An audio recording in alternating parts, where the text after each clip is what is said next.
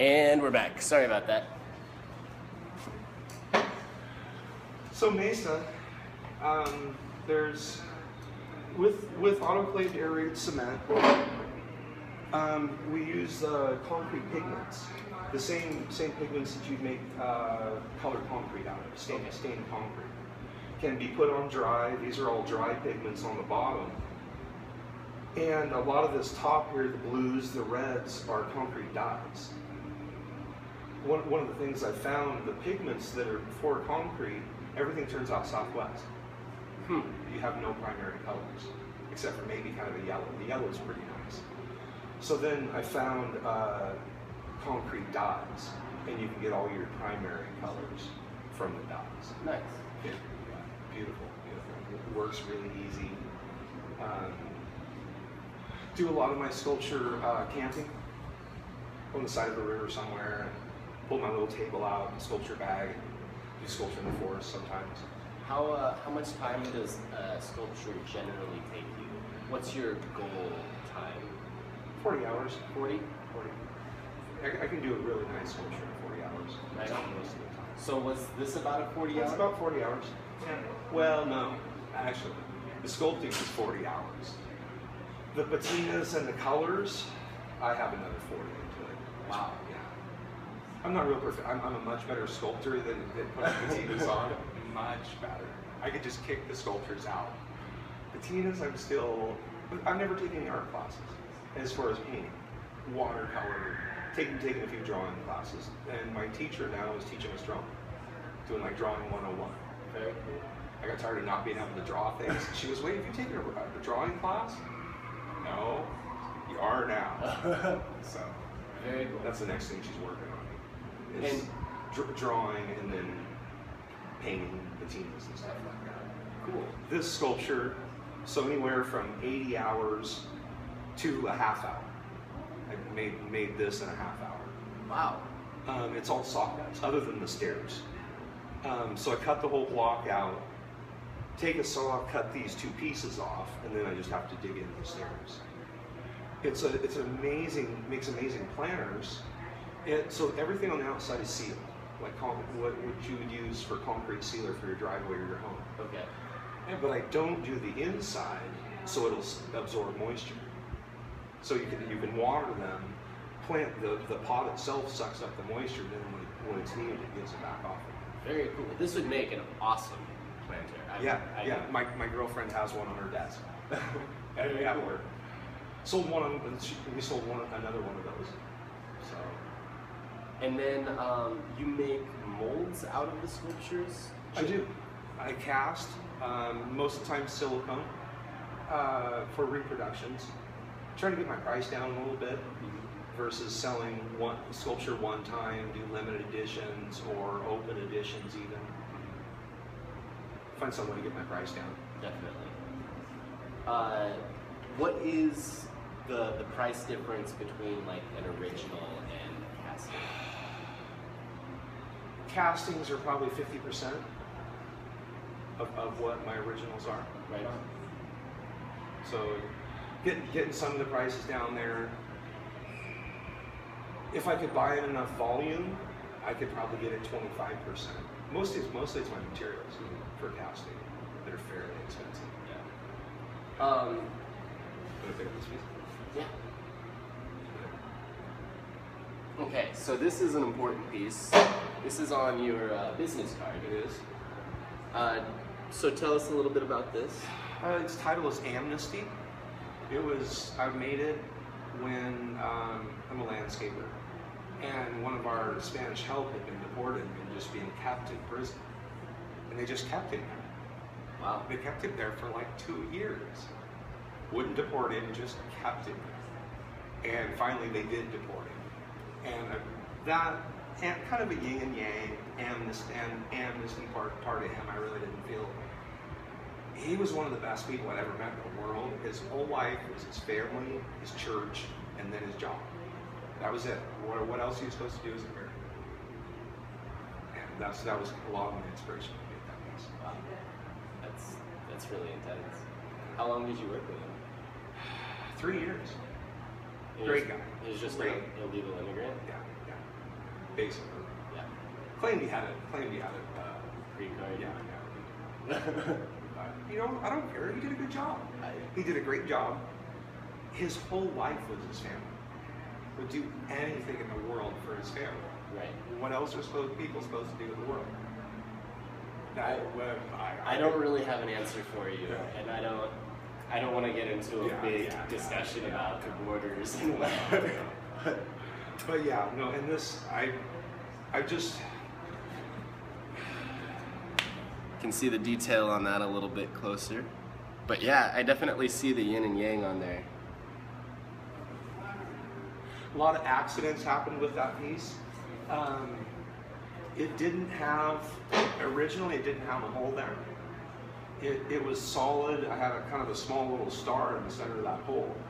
It used to, when this hole wasn't here, it looked much better this way. And I dug out, and my teacher warned me, she goes, Wade, you know, you're getting really deep there. You probably better stop. I'm like, no, it's fine, I can do this. Carving out, and the knife just goes, boom, it's stuck through. There's like, hole it is.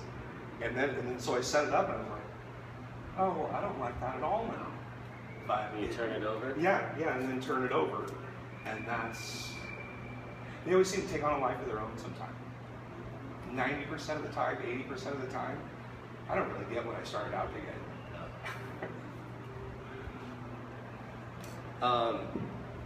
How did you make this one a darker color? That is cold cast bronze. It's a reproduction, one of my original sculptures. It's polyester resin, black dye, and metal powder, bronze powder.